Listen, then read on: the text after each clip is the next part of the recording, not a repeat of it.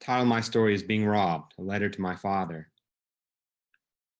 I'm glad you can't see me standing in front of my car, feeling that everything is off, like someone has entered my home and tilted each picture frame askew. A filing box, some packets of ramen, and a single dirty shoe lay on the wet ground, and a speckling of glass leads me to my broken car window, a gaping hole with jagged edges. As the thought, I've been robbed, coagulates, I wish for an alternate reality, one where I could call you and say, I got robbed. What do I do now? And you could say something sweet and wise like, it's just stuff and it's going to be all right. But I never did find comfort from you. Instead, I find comfort in my mother's bedspread and the embroidered daffodils that swirled across it. If only she could wrap me in it the way she used to, with my head poking out of the top of a fabric bouquet. She would ask, how much do you love me? And I would reply, 2 and 6, because those were the biggest numbers I could think of. You almost stole her warmth and her daffodils, and here I am defeated because I've been robbed again. I flick water droplets off of my phone screen and dial 911. As the phone rings, I can see my stolen laptop peeking out of a pawn shop window, my Arctic sleeping bag stuffed in a stranger's black crawl space. I want to dance my hands into all the dark spaces of the world and take back what is mine. But just about everything I brought with me is as gone as you are. You, the king of thieves, introduced me to theft. Even then, at 3 years old, I missed all the things that belonged inside me. I wanted to know where you hid each piece.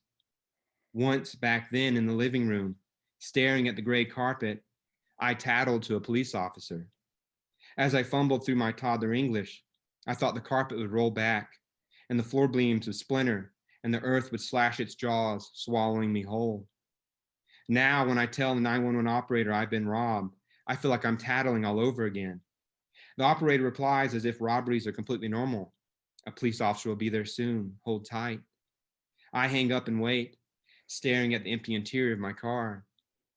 The sun visor, usually clothed by my CD sleeve, is naked. I shout, who takes CDs in 2016?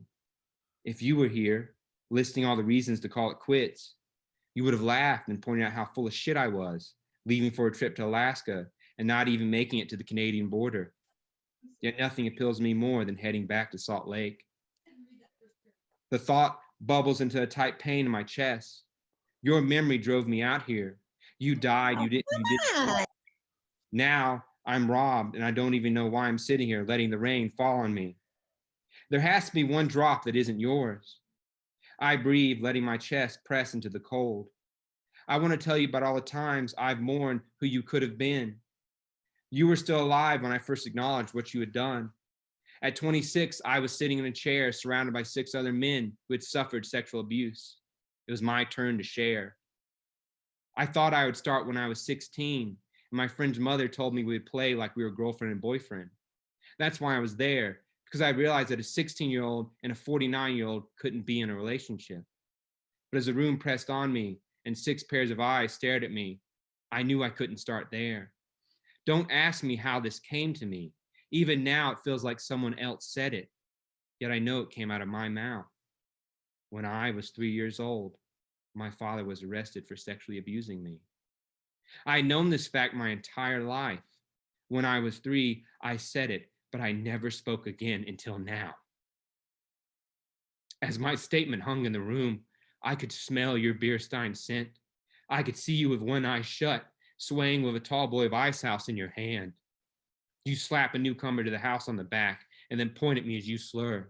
Let me tell you how his bitch from mother tried to get me sent to prison for molesting him. You told me that the whole system was against us being together and my mother was behind it all. I believed you. But you were caught and then released to go out and do it again and again. And I was just one of your victims. When the group session ended and I got home, I called my mother and I asked her to tell me every detail that led up to you being arrested for sexually abusing me. She did. As I listened, an emotion swelled and swelled within me until finally it burst. I screamed. I sobbed. I didn't know it, but as I cried, your liver was giving out. In 6 months, you would be dead. and your death would free me. No longer would I hope for that lifetime movie moment where you would come back and admit all the things you did wrong and beg for my forgiveness.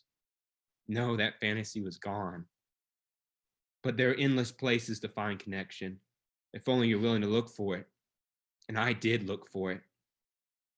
You weren't there when I left for my 3-month trip, but you should have witnessed my send-off. It was all so unexpected. Friends showing up at a party I didn't plan, a parade of people I know and love. The next day, my gunkles, that's short for gay uncles, bought me breakfast before I got in my car and drove north. Their names are Dale and Adam, and they are survivors of rape and abuse, and the three of us are healing together. When I was lost in the crunch of life, Dale loosened the screws. Sitting in the grass, he told me to look at the ducks. Look how strange and funny they are. There had to be a little cosmic humor if ducks existed. Hey, why do ducks have feathers? To hide their butt quacks. I hope you laughed. I did. Then there's Adam. When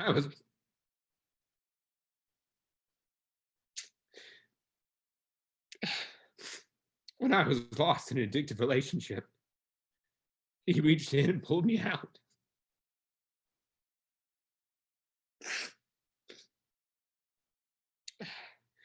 The two of us were hiking in the Wasatch. I stomped in a frenzy, venting and raging like a Tasmanian devil of emotions. Adam marched after me as I spoke about my current relationship. I can't let go. I have to find love now. This romance has to work.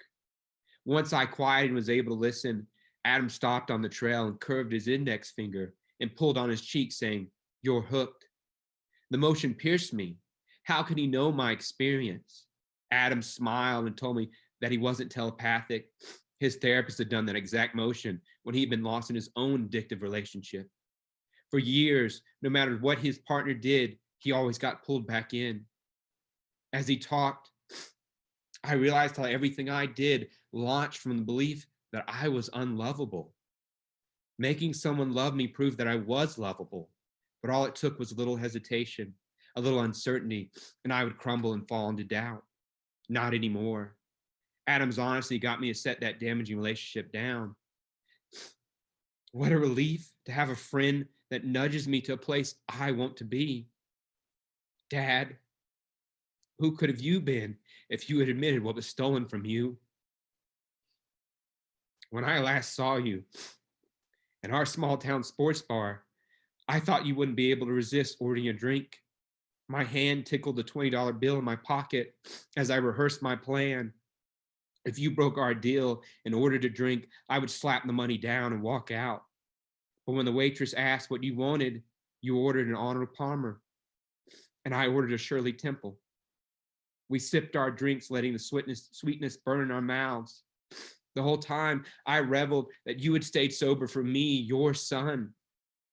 When I shared this experience with Adam, he pointed out how little you offered me, how I set the bar so low and nibbled in every scrap you threw my way. He's right. I loved you, and you offered me so little. I never told you how when I look in the mirror, I always do it with my body turned, like I'm looking over my shoulder to see who called my name. I do this to conceal the loose skin that hangs from my chest and back like limp wings. The skin tells a story of who I could have been, of who I used to be, who you wanted me to be. I never told you how the pauldrons of hair on my shoulders reminds me of your hairy chest, your fiery pubic hair. For me, rape is not just the collision of an intruder's skin against another's. It's living after death.